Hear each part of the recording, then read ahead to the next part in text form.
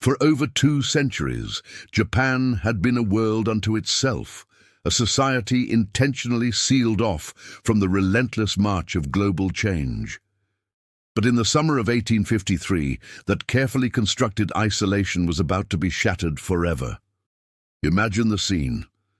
A quiet morning in Edo Bay, the calm waters reflecting the sky. Suddenly on the horizon, 4 strange vessels appear. They are unlike anything the Japanese have ever seen. They're massive, black, and propelled not by wind or oars, but by some unseen force, belching thick, dark smoke into the air. These were the Kurofune, the black ships.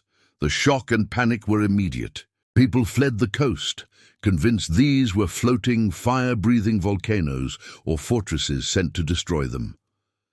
The ships belonged to the United States Navy, commanded by Commodore Matthew Perry.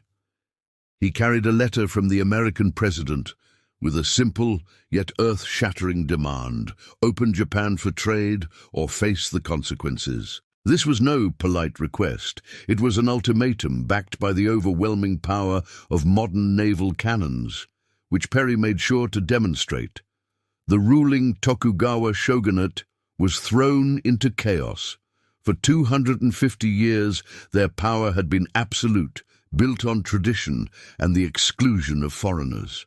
Now they were faced with a choice they were utterly unprepared for. To refuse meant a war they knew they could not win. To accept meant betraying centuries of policy and showing a weakness that could unravel their authority from within. They stalled for time, asking Perry to leave and return the following year for an answer.